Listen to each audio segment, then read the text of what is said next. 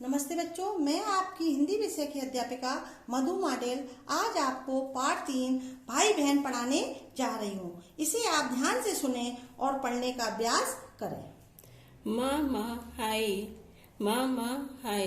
एक बार, दो बार, पर तीसरी बार बेटी की हाय हाय की करुण पुकार सुनकर माँ सावित्री सहन न कर सकी। कार्बन पेपर और कॉपी वहीं कुर्सी पर पटक कर शीघ्र ही उसने बाथरूम के दरवाजे के बाहर खड़े कमल को गोद में उठा लिया और पुचकारते हुए कहा, बच्चे सवेरे सवेरे ऐसे नहीं रोते। तो निर्मला मेरा गाना क्यों गाती है? और उसने मेरी सारी कमीज छींटे डालकर गीली क्यों कर दी? स्नानघाट में अभी भी पतली सी आवाज में निर्मला गुनगुना रही थी, एक लड़का था वह रोता रहता। बड़ी दुष्ट लड़की है, नहाकर बाहर निकले तो सही ऐसी पिटाई करूंगी कि वह भी जाने। माँ से यह आश्वासन पाकर कमल कपड़े बदलने चला गया।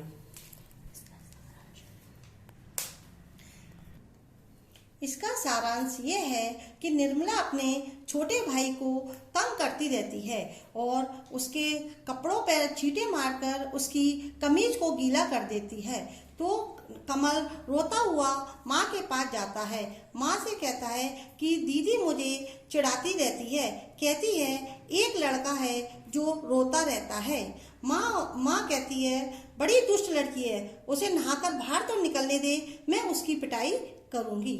माँ का ऐसा आश्वासन पाकर कमल कपड़े बदलने चला जाता है।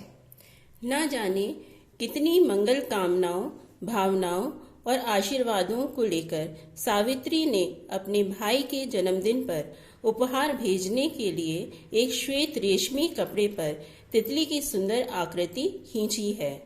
हल्के नीले, सुनहरे और गहरे लाल रंग के रेशम के तारों के साथ ही साथ न जाने कितनी मीठी स्मृतियां भी उसके अंतःस्थल में उठ उठकर बिंधी सी जा रही हैं। अनेक वन, पर्वत, नदी, नाले तथा मैदान के पार दूर से एक मुखाकृति बार बार नेत्रों के सम्मुख आकर उसके रोम रोम को पुलकित कर रही है। कभी ऐसा भी लगने लगा मानो सामने दीवार पर लटकी हुई उसके भाई नरेंद्र की तस्वीर हंसकर बोल उठेगी। सावित्री अपने भाई की याद में खोई है क्योंकि उसका जन्मदिन करीब आ रहा है। वह उसके जन्मदिन पर उपहार भेजने की तैयारी में लगी है। उसने एक सफेद कपड़े पर तितली की सुंदर आकृति खींची है। उपहार तैयार करने के दौरान वह मीठी यादों में खो जाती है। उसका भाई भले ही उससे दूर है, परंतु उसकी मुखाकृति बार बार उसकी आंखों के सामने उभर आती है। सावित्री की आंखों से प्रेम अश्रु छलक उठे। तितली का एक पंख काढ़ा जा चुका है, किंतु दूसरा आरंभ करने से पूर्व ही कमल की सिसकियों और आंसुओं ने सावित्री को वहां से उठने को विवश कर दिया। स्कूल की चीजों को बैग में डालते हुए निर्मला के निकट खड़े होकर सावित्री ने ऊंची आवाज में कहा, निर्मला तुझे शर्म नहीं आती क्या? इतनी बड़ी हो गई है। कमल तुझसे पूरे 4 वर्ष छोटा है। किसी भी चीज को उसे छूने तक नहीं देती। हर घड़ी बेचारा रोता रहता है। अगर उसने तेरी पेंसिल बॉक्स को तनिक देख लिया तो क्या हुआ? निर्मला सिर नीचा किए मुस्कुरा रही थी। यह देखकर माँ का गुस्सा और भी बढ़ गया। उसने ऊंचे स्वर में कहना शुरू किया, रानी जी, बड़े होने पर पता चलेगा जब इन्हीं दुर्लभ सूरतों को देखने के लिए तरसोगी। भाई बहन सदा साथ साथ नहीं रहते। माँ की झिड़कियों ने बालिका के नन्हे मस्तिष्क को एक उलझन में डाल दिया। विस्मित सी हो वह केवल माँ के कुद्र चेहरे की ओर एक स्थिर, गंभीर, कौतूहलपूर्ण दृष्टि डालकर रह गई। करीब आधे घंटे बाद किंचित उदास सा मुख लिए निर्मला जब स्कूल को साथ लेकर निर्मला जब कमल को साथ लेकर स्कूल चली गई तब सावित्री को अपनी सारी बकबक सराहहीन प्रतीत होने लगी। सहसा उसे याद आने लगी बहुत वर्ष पहले की एक बात। वह नरेंद्र से क्यों रूठ गई थी। छी, एक तुच्छ सी बात पर। किंतु आज जो बात तुच्छ जान पड़ती है, उन दिनों उसी तुच्छ निष्कृष्ट जरा सी बात ने उतना उग्र रूप क्यों धारण कर लिया था, जिसके कारण भाई बहन ने आपस में पूरे 1 महीने तक एक दूसरे से बात भी नहीं की थी। एकाएक सावित्री के चेहरे पर हंसी प्रस्फुटित हो उठी। जब उसे स्मरण हो आया नरेंद्र का दिन रात नए नए रिकॉर्ड लाकर ग्रामोफोन पर बजाना और एक दोस्त से दूरबीन मांगकर आते जाते बहन के कमरे की ओर झांकना और जानना चाहना कि इन दोनों चीज़ों का प्रभाव बहन पर पड़ रहा है या नहीं। उसे यह याद करके खूब हंसी आई कि जब वह कैसे मौन धारण किए हुए मिठाई की तरशतरी नरेंद्र के कमरे में रख आती थी। निर्मला अपने भाई कमल से बड़ी है, इसलिए वह कमल पर रौब जमाती रहती है। बात बात पर उसे डांट देती है, किसी भी चीज को उसे छूने नहीं देती। उसकी यह हरकतें उसकी माँ को अच्छी नहीं लगती। वह निर्मला को समझाती है, लेकिन इसका उस पर कोई भी असर नहीं पड़ता। वह कहती है कि भाई बहन सदा साथ नहीं रहते, अतः जब तक साथ रहो प्रेम से रहो। रेशमी कपड़े को पुनः हाथ में लेकर काटते हुए सावित्री ने मन ही मन प्रतिज्ञा की कि अब से वह बच्चों को बिल्कुल डांट फटकार कर नहीं लगाएगी। इधर 12 बजे की आधी छुट्टी में खाना खाते समय फिर कई आरोप कमल की ओर से मौजूद थे। निर्मला मुझे अपने हाथ साथ साथ नहीं चलने देती, पीछे छोड़ आती है। मामला कुछ गंभीर न था और दिन तो होता तो शायद निर्मला की इन शरारतों को सावित्री हंसी समझकर टाल देती, परंतु यह उद्दंड लड़की सवेरे से ही उसके प्रिय तथा आवश्यक कार्य में बार बार बाधा डाल रही है। एक हल्की चपत निर्मला को लगाते हुए माँ ने डांट कर कहा, बस कल ही स्कूल से तेरा नाम कटवा दूंगी। यह सब तेरे साहबी स्कूल की शिक्षा का नतीजा है। जरा सी लड़की ने घर भर में आफत मचा रखी है। अभी से भाई बहनों की शक्ल सूरत नहीं भाती, बड़े होने पर न जाने क्या क्या करेगी। कमल माँ से कहता है, माँ जब मैं स्कूल साथ साथ जाता हूँ तो दीदी आगे निकल जाती है और मैं पीछे रह जाता हूँ। माँ कहती है कि बहुत शरारती हो गई है। ये सब साहबी स्कूल का नतीजा है। कल ही मैं स्कूल से इसका नाम कटा दूंगी। फिर थाली में पूरी तरकारी डालकर बच्चों के आगे रखते हुए जरा धीमे स्वर में कहा, देखो निर्मला, जब मैं तुम्हारे बराबर की थी तो अपने भाई बहनों को कभी तंग नहीं करती थी, कभी अपने माता पिता को दुख नहीं देती थी।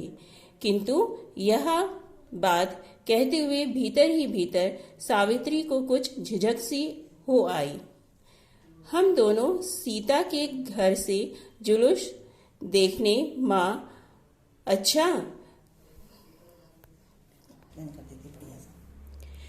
कमल ने विनम्र स्वर में अनुमति चाही।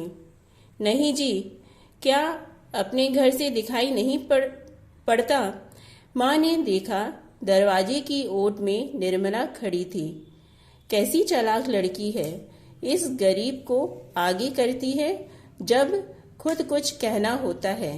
जाओ, जाना हो तो, सावित्री ने झुल्लाकर उत्तर दिया।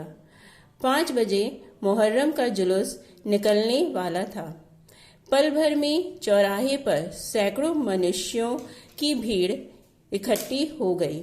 सावित्री का ध्यान कभी काले, हरे, रंग बिरंगे वस्त्र पहने जनसमूह की ओर और कभी जुलूस के कारण रुकी हुई मोटर गाड़ियों में बैठे हुए व्यक्तियों की ओर अनायास ही खींच रहा था।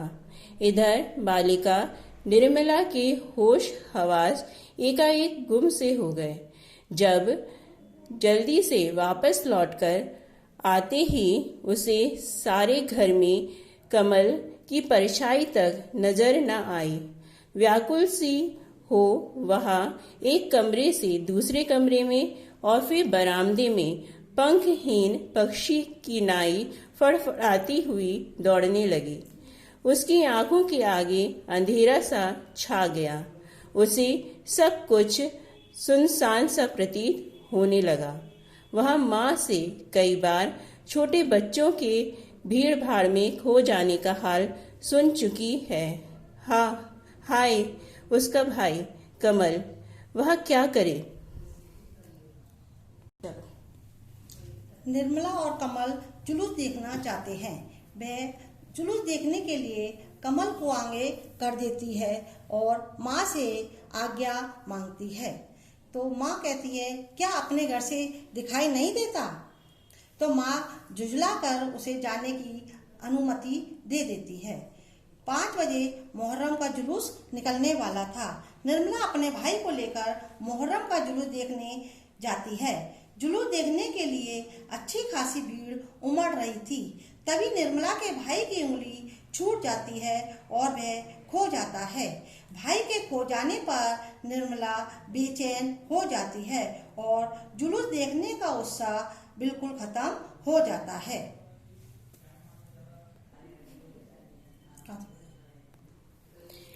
नीचे की सड़क पर भांति भांति के रंग बिरंगे खिलौने, नए नए रंग के गुब्बारे, कागज के पंखे, पतंग और भिन्न भिन्न प्रकार के सुर निकालते हुए बाजे लाकर बेचने वालों ने बाल जगत के प्रति एक सम्मोहन जाल सा बिछा रखा है।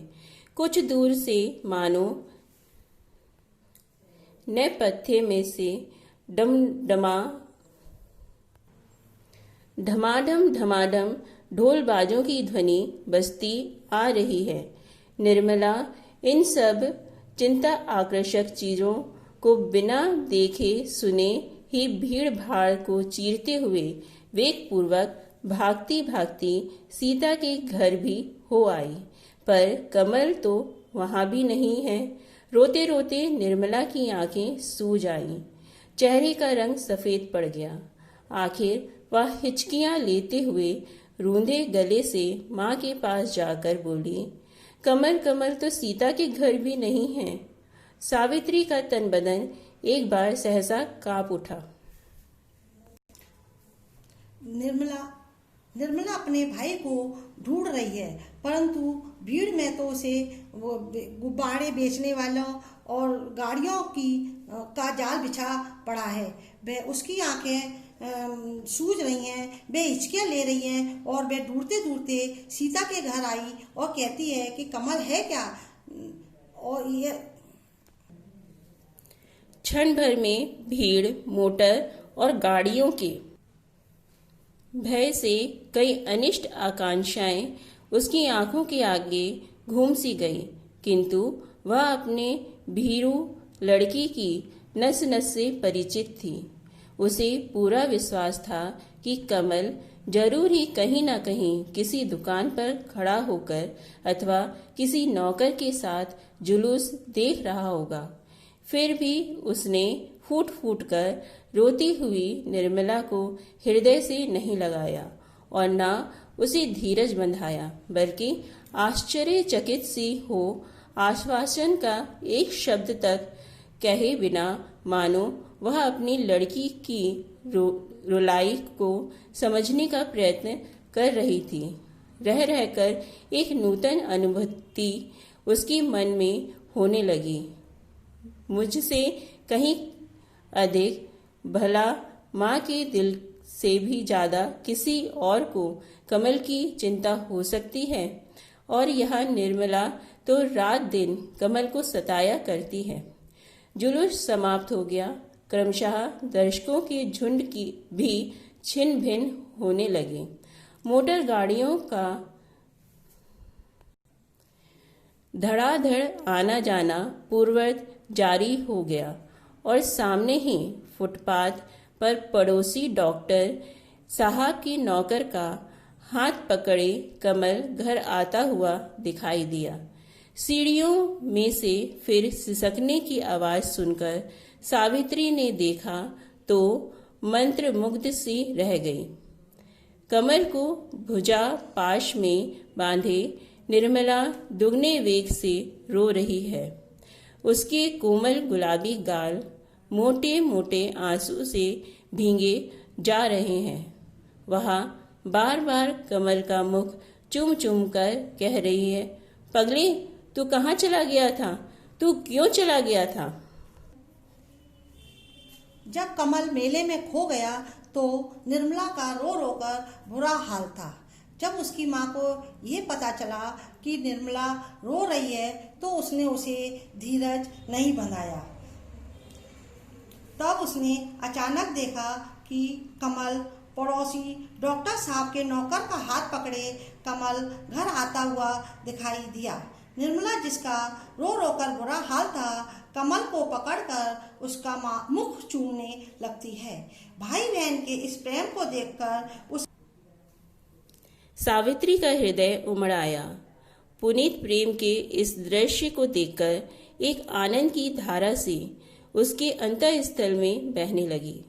झरते हुए आंसुओं के साथ उसने कमल की जगह निर्मला को छाती से लगाकर उसका मुंह चूम लिया और कहा, बेटा तुम बिना कहे क्यों चले गए हो? बहन को प्यार करो, देखो वह तुम्हारी खातिर कितना रोई है। तो क्या मैं नहीं रोया था? कमल बोल उठा। तुम क्यों रो रहे थे जी? माँ ने कौतूहलवश पूछा। मुझे दीदी की याद आ रही थी। भाई बहन के इस प्रेम को देखकर उसकी माँ का मन द्रवित हो जाता है। अगर निर्मला अपने भाई के लिए तड़प रही थी तो कमल भी अपनी बहन के लिए बेचैन था।